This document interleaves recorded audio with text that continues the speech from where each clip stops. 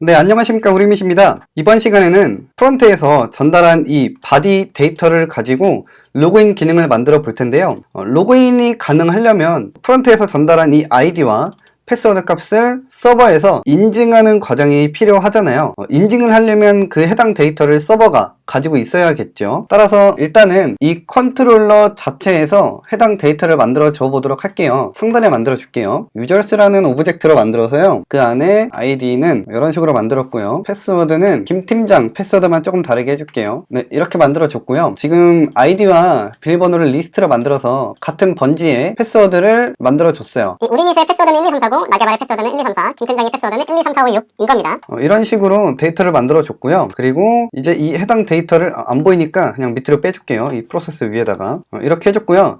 이 해당 데이터랑 프론트엔드에서 전달한 데이터랑 인증하는 과정을 만들어 보도록 하겠습니다. 일단은 아이디는 request body 아이디이고 패스워드는 request body의 패스워드죠. 자, 이 상태로 한번 아이디랑 패스워드를 출력을 해볼게요. 로그인을 해보면 우리밋과 1, 2, 3, 4, 5, 6이 잘 나옵니다. 자, 이제 이 아이디랑 패스워드를 검증을 해줄 건데요. 유저스의 아이디 안에 include라는 메소드를 사용을 해서요, 이 아이디가 있고 이 아이디의 인덱스와 같은 위치에 있는 패스워드랑 검사를 해줘야 하니까요. 지금 약간 의식의 흐름대로 하고 있긴 한데 문제 없습니다. 나중에 이것들을 다 리팩토링 하는 과정들을 다 거칠 거예요. 이 아이디가 프론트엔드에서 전달한 아이디가 이 유저스 아이디에 있으면 유저스의 인덱스 오브를 써서요, 이 아이디의 인덱스를 가져와 주도록 할게요. 이렇게 idx로 가져오고요. 그리고 if문을 하나 더 둬서요, 유저스의 패스워드 그리고 idx가 프론트엔드에서 전달한 패스워드랑 같은지 여부를 확인하면 되잖아요. 이렇게 같으면 다시 프론트엔드한테 로그인이 성공했는지의 여부를 응답을 해줄 건데요. res.json이라고 해서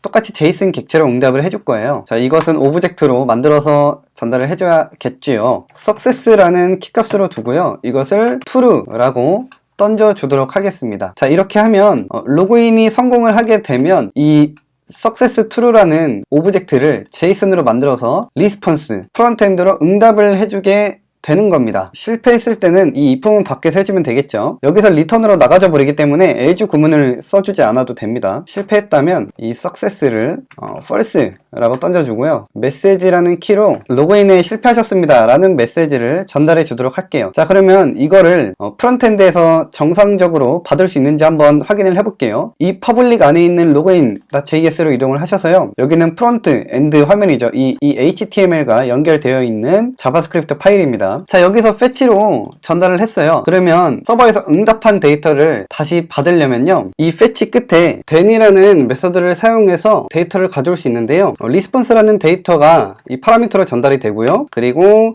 일단 콘솔로 한번 찍어 볼게요. 이 상태로 한번 확인을 해 볼게요. 새로 고침해서 보면은 이제 promise라는 데이터가 날라오는데요,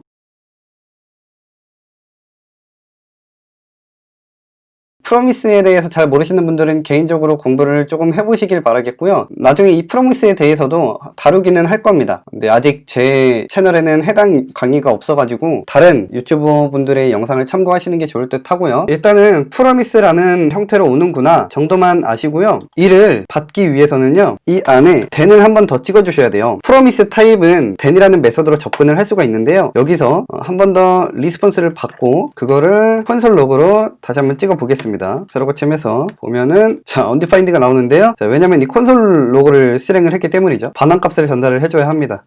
res.json을 반환을 해줄게요. 다시 로그인을 하면 이처럼 저희가 원했던 success true라는 오브젝트 값을 잘 전달받은 것을 알 수가 있죠. 근데 여기서 한 가지 알아야 될 게요, 이거를 조금 더 간추릴 수가 있어요. 이처럼 파라미터로 넘기는 값을 어떠한 함수 안에 파라미터로 다시 넘길 때는요, 이것들을 생략을 해줄 수가 있어요. 이처럼요. 이렇게 해서 다시 한번 보면은 똑같이 동일하게 동작하는 것을 확인할 수 있죠. 이렇게 해도 똑같이 리스폰스를 받아서 이 리스폰스를 콘솔 로그의 파라미터로 전달을 해준다는 거죠. 자, 근데 저희가 원했던 데이터 처리는 이게 아니잖아요. 다음 시간에 이 해당 리스폰스 데이터를 받아서 이 안에 프론트엔드에서 이 석세스가 true면 여기 루트 화면으로 이동을 하고요. false면 alert 경고창을 띄워보는 기능을 한번 구현해 보도록 할게요. 굉장히 간단한 건데 그래도 분리해서 영상을 찍는 게 좋을 것 같네요. 그럼 지금까지 한 거 저장을 하시고요. 저장을 하시고 이제까지 한 내역을 GitHub에 저장을 해주도록 하겠습니다. 서버 꺼주시고 add commit 메시지는 라고 해줬습니다. 푸시를 해서 GitHub에 업로드 했고요. 이 에러를 추가적으로 설명을 드리면 여러분들한테는 안 뜰 거예요. 이것은 이제 이 크롬 브라우저의 확장 프로그램들 때문인데요. 무언가 충돌이 일어나가지고 이러한 에러가 뜨는 건데 무시하셔도 됩니다. 이거 혹시나 뜨시는 분들은 크롬 확장 프로그램을 하나씩 삭제해 보셔야 됩니다. 이게 없어질 때까지요. 어떤 확장 도구랑 충돌했는지 알려면요, 제가 알기로는 직접 삭제해보는 방법밖에 없는 걸로 알고 있습니다. 네, 이상으로 마치겠고요. 다음 시간에 프론트엔드의 기능을 마저 구현을 해보도록 하겠습니다. 감사합니다.